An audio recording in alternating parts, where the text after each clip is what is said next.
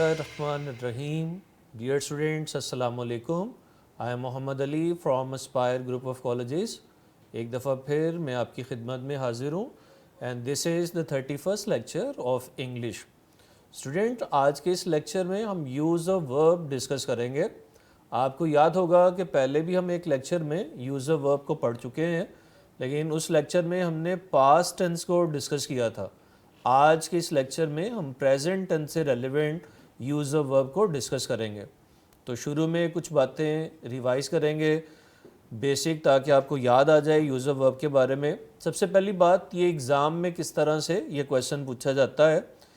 ही, उसके बाद ब्लैंक है, टू कॉलेज डेली, इस तरह से वर्ब वाली जगह खाली होती है और उसके 4 ऑप्शंस दिए गए होते हैं.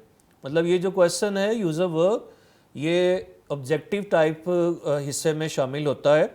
तो इस तरह से 4 ऑप्शंस होते हैं, जैसे गो, गोस, गोइंग एंड वेंट, और हमने इसमें से सिलेक्ट करनी है वर्ब की सही फॉर्म. तो बेटे, वर्ब क्या है ये हमने पहले पढ़ चुके हुए हैं कि वर्ब क्या है. Actually verb are action words, ये एक्शन वर्ड्स होते हैं. ठीक है, अगर हम कैटेगराइज करें पार्ट्स ऑफ स्पीच को तो हम ये कहते हैं कि वर्ब्स एक्शन वर्ड्स होते हैं, और ये हमें बताते हैं एक्शन के बारे में या फिर सब्जेक्ट की पोजीशन के बारे में. जो डूअर ऑफ एक्शन होता है, जो किसी भी सब्जेक्ट, किसी भी सेंटेंस में वो हिस्सा होता है जिसके बारे में इंफॉर्मेशन हो, तो वो सब्जेक्ट कहलाता है. तो या तो ये हमें सब्जेक्ट के काम के बारे में बताते हैं या फिर हमें ये उसकी पोजीशन के बारे में बताते हैं. वर्ब्स को डिवाइड किया जाता है मेनली 2 हिस्सों में, जिन्हें हम एक्शन वर्ब और एक्सिलरी वर्ब कहते हैं. एक्शन वर्ब क्या होते हैं? Action verbs possess action. बेटा, नाम से ही जाहिर है एक्शन वर्ब्स वो वाले वर्ब्स होते हैं जिनके अंदर एक्शन मौजूद होता है. As write is an action, eat is an action, play, cook, ये सब एक्शन है, इनके अंदर ही काम है. राइट लिखना, ईट खाना, प्ले खेलना, एंड कुक पकाना. अब ऑक्सिलरी वर्ब क्या होते हैं? इसका उलट है कि ऑक्सिलरी वर्ब वो वर्ब्स होते हैं जिनके अंदर एक्शन नहीं होता है. तो auxiliary verb do not possess action, इनके अंदर एक्शन नहीं होता. They tell us about the state of being, या तो ये हमें हालत के बारे में बताते हैं सब्जेक्ट की, या फिर जो ये मेन वर्ब होता है उसकी हेल्प करते हैं सेंस को कंप्लीट करने में. They are also called state of being verb. इस तरह के वर्ब जो हमें स्टेट ऑफ बीइंग बताते हैं उन्हें हम स्टेट ऑफ बीइंग वर्ब भी कहते हैं. इसकी एग्जांपल है is an auxiliary verb, was, will be, have been, ये ऑक्सिलरी वर्ब्स हैं.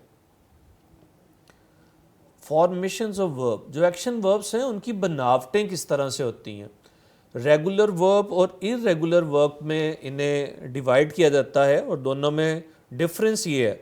रेगुलर वर्ब्स की 4 फॉर्म्स होती हैं, और वो इस तरह से, जैसे base form of verb. Base form of verb होती है किसी भी वर्ब की पहली form.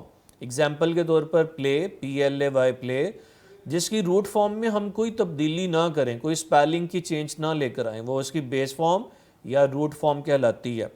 Second, s form of verb. S form of verb is found by adding s, RES to the base form of the verb. जो verb की पहली form होती है उसमें एस या ES ऐड कर देने से हमारे पास एस फॉर्म आ जाती है, जैसे प्ले से प्लेस. और third, ING form of verb, and ING form of verb is found by adding ING to the base form of the verb. और ED form of the verb. ED form of the verb is found by adding ED to the base form of the verb. तो किसी भी, कोई सा भी ऐसा verb जिसकी ये 4 फॉर्मेशन बन सकती हो उसे हम रेगुलर वर्ब कहते हैं. तो प्ले एक रेगुलर वर्ब है, play, place, playing and played. Irregular verb, irregular verb की 5 फॉर्मेशन होती हैं, 5 फॉर्मेशन. फ़र्क ये होता है कि जो इर्रेगुलर वर्ब्स हैं उनकी ED फॉर्म्स नहीं बनती है, तो उनकी सेकंड फॉर्म और थर्ड फॉर्म डिफरेंट होती है. जैसे यहाँ एग्जांपल में मैंने राइट वाला वर्ब लिया है, तो write base form of verb कहलाएगी, राइट्स इसकी एस फॉर्म, राइटिंग इसकी ING फॉर्म. और इसके बाद देखिए रोट और रिटन, तो यहाँ राइट आपको 5 फॉर्मेशंस में नज़र आ रहा है. तो इस तरह के वर्ब जिनकी ये 5 फॉर्मेशंस बनती हैं उन्हें हम इर्रेगुलर वर्ब कहते हैं. तो ये फॉर्म ऑफ वर्ब हमने यूज़ ऑफ वर्ब में इस्तेमाल करनी होती हैं, इसलिए मैंने इन्हें रिवाइज़ किया है. इसी तरह से बेटे ऑक्सिलरी वर्ब, ऑक्सिलरी वर्ब को भी 2 हिस्सों में डिवाइड किया जाता है. One is helping verb and second is linking verb. Helping verb वो होते हैं when auxiliary verbs are followed by action verb. इस तरह की ऑक्सिलरी वर्ब जिनके बाद एक्शन वर्ब आ रहा हो, they are called helping verb. Example में देखिए, ही इज़ राइटिंग एन ऐसे, इसमें देखिए इज़ इस्तेमाल हुआ और उसके बाद राइटिंग आ रहा है जो एक एक्शन वर्ब है, इस वजह से इज़ यहाँ पर एक हेल्पिंग वर्ब कहलाएगा। सेकंड, दूसरी तरफ देखिए लिंकिंग वर्ब में, लिंकिंग वर्ब जो होते हैं इनके बाद एक्शन वर्ब्स नहीं आते हैं, बल्कि क्या, इनके बाद स्टेट ऑफ बीइंग होती है, इस वजह से इन्हें लिंकिंग वर्ब कहते हैं। इस एग्जांपल में देखिए ही इज़ अ स्टूडेंट, तो देखिए इस इज़ के बाद एक जो है वो स्टेट ऑफ बीइंग आ रही है स्टूडेंट, ठीक है, तो ये एक्शन वर्ब नहीं है, इस वजह से इज़ यहाँ पर लिंकिंग वर्ब कहलाएगा। यहाँ इज़ हेल्पिंग वर्ब है क्योंकि उसके बाद एक्शन वर्ब आ रहा है, और यहाँ इज़ लिंकिंग वर्ब है क्योंकि उसके बाद एक स्टेट ऑफ बीइंग आ रही है। ये फ़र्क भी याद रखिए हेल्पिंग वर्ब और एक्सिलरी वर्ब का और लिंकिंग वर्ब का। अब बेटे यूज़ ऑफ वर्ब में आपको हमेशा एक्टिवाइज और पैसिवाइज का डिफरेंस भी याद रखना है। तो मेनली जो डिफरेंसेस हैं वो इस तरह हैं। एक्टिवाइज में जो सब्जेक्ट होता है वो एक्शन परफॉर्म करता है, सब्जेक्ट परफॉर्म्स द एक्शन। और पैसिवाइज में क्या होता है, जो सब्जेक्ट होता है वो एक्शन को रिसीव करता है, वही सब्जेक्ट जो एक्शन को रिसीव करता है उसे ऑब्जेक्ट भी कहते हैं। तो मैंने पैसिवाइज स्ट्रक्चर में सब्जेक्ट ऑब्जेक्ट दोनों वर्ड लिखे होते हैं, तो आप परेशान मत होइए। जब पैसिवाइज में सब्जेक्ट होता है तो इसका मतलब वो सब्जेक्ट जो एक्शन को रिसीव कर रहा है, तो जब सब्जेक्ट एक्शन परफॉर्म करे तो वो एक्टिवाइज है, तो एक्टिवाइज वाले वहाँ कम्बिनेशंस होने चाहिए, और जब वो एक्शन को रिसीव करे तो वो पैसिवाइज है और वहाँ पैसिवाइज वाले कम्बिनेशन होने चाहिए। एग्जाम्पल है ही पनिश द स्टूडेंट्स, तो यहाँ पर देखिए यहाँ सज़ा देने की बात है, और अगर हम इस सेंटेंस में देखें ही पनिश बाय द टीचर, तो यहाँ जो ही है ये एक्शन परफॉर्म नहीं कर रहा बल्कि ये पनिश वाले एक्शन को रिसीव कर रहा है। तो ऐसी सूरत में जहाँ एक्शन परफॉर्म हो वो एक्टिवाइज है और जहाँ एक्शन रिसीव हो वो पैसिवाइज है।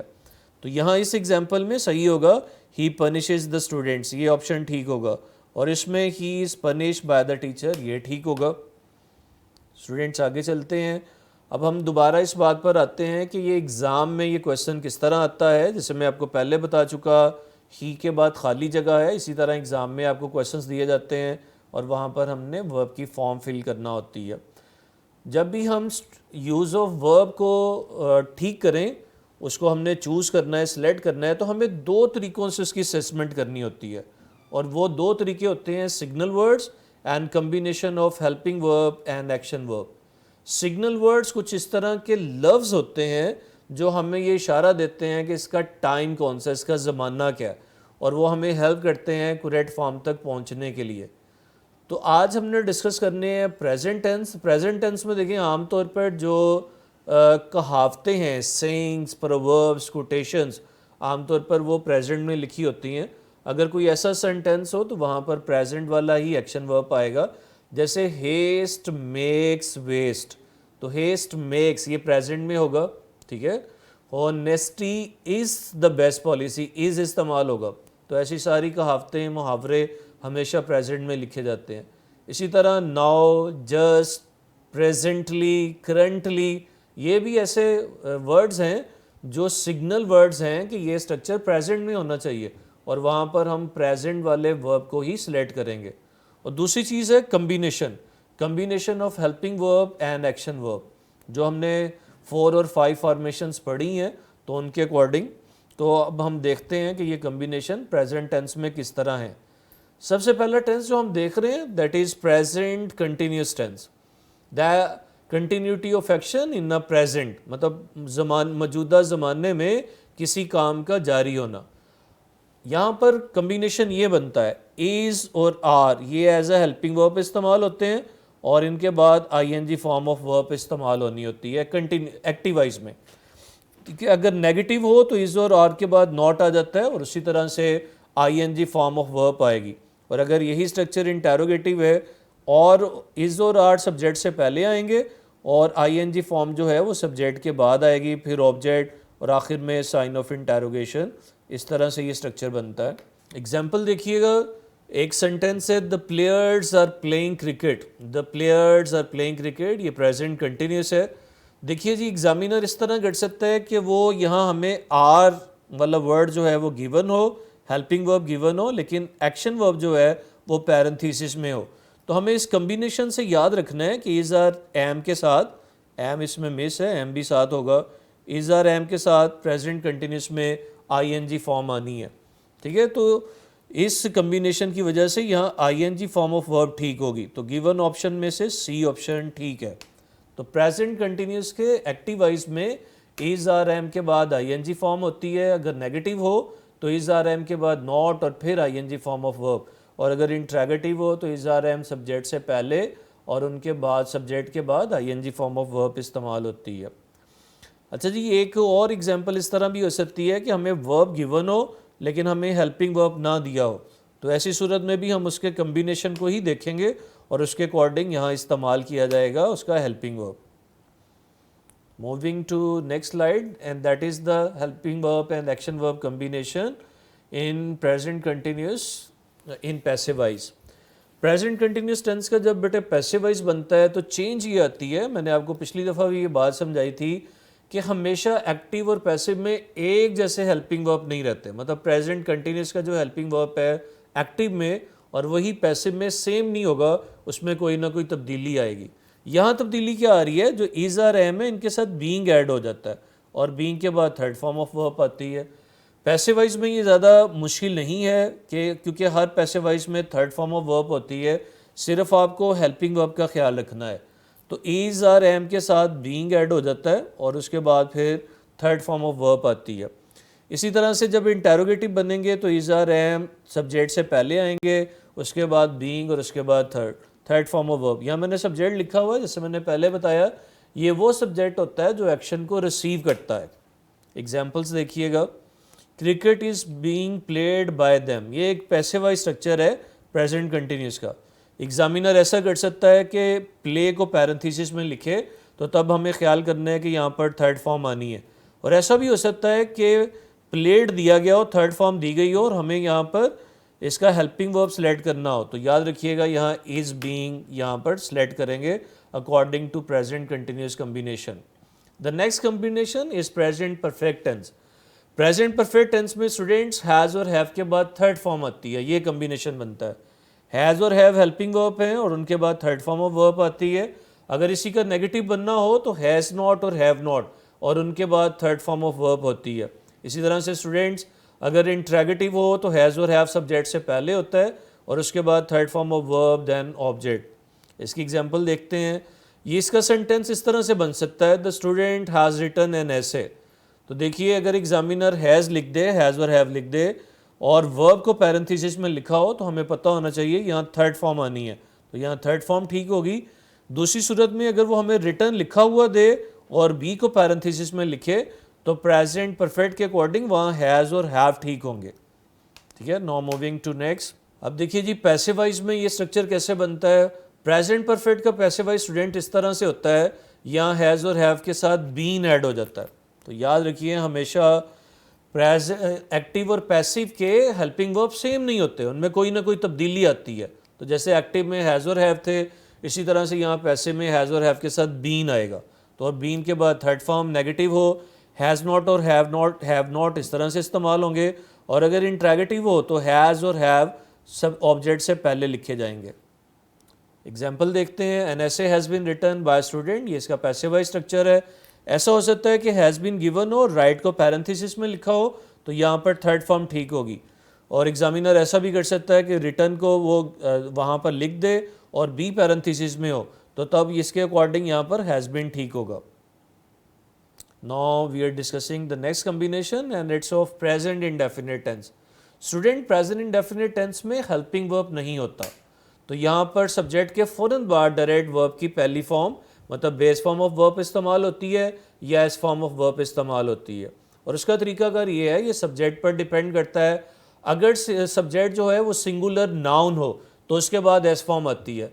इसी तरह से अगर सब्जेक्ट जो है प्रोनाउन में से ही शी इट हो तो उसके बाद भी एस फॉर्म ऑफ वर्ब आती है। और इसका उलट, अगर सब्जेक्ट प्लूरल नाउन है तो उसके बाद बेस फॉर्म ऑफ वर्ब आएगी, और अगर प्रोनाउन में से आई वी यू दे है तो उसके बाद भी बेस फॉर्म ऑफ वर्ब आएगी। यही फ़र्क डू और डज के लिए होगा। ठीक है, तो हेल्पिंग वर्ब नहीं होता, सब्जेक्ट के फ़ौरन बाद बेस फॉर्म या एस फॉर्म आती है। वो किस तरह से आनी है मैंने आपको बता दी है।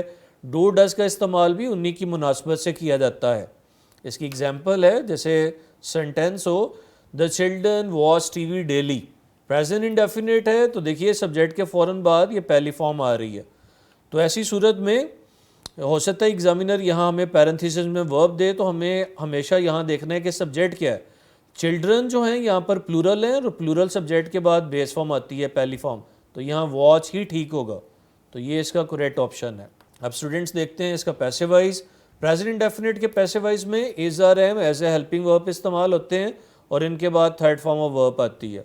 नेगेटिव हो तो इज नॉट और एम नॉट, और अगर इंट्रैगेटिव हो तो इज आर एम जो हैं वो ऑब्जेक्ट से पहले आते हैं, उनके बाद थर्ड फॉर्म, उसके बाद फिर साइन ऑफ इंटेरोगेशन। इसकी एग्जांपल इस तरह है, TV is watched bye children daily. अगर ऐसी सूरत हो तो बाज़ वक़्त ऐसा किया जाता है कि यहाँ पर वर्ब को पैरेंथेसिस में लिख दिया जाता है, जैसे टीवी इज़ वॉच और वॉच पैरेंथेसिस में लिखा हो। तो पैसिवाइज होने की वजह से हम यहाँ पर थर्ड फॉर्म को सिलेक्ट करेंगे, टीवी और उसके बाद पैरेंथेसिस में भी यहाँ पर हेल्पिंग वर्ब रिक्वायर्ड है, थर्ड फॉर्म गिवन है, तो प्रेजेंट इंडेफिनिट के अकॉर्डिंग यहाँ पर इज़ ठीक होगा। TV is watch by children daily. ये प्रेजेंट इंडेफिनिट के कम्बिनेशन थे। अब टेंसेस के एतबार से प्रेजेंट का last tense present perfect continuous, इसकी पहचान तो ख़ास तौर पर ये वर्ड्स हैं कि सिंस और फॉर के साथ टाइम होता है, जिस स्ट्रक्चर में भी ये आएंगे वो परफेक्ट कंटिन्यूस होंगे। तो इसका कम्बिनेशन होता है हैज़ बीन और हैव बीन के बाद ING form of the verb, ये इस्तेमाल होती है।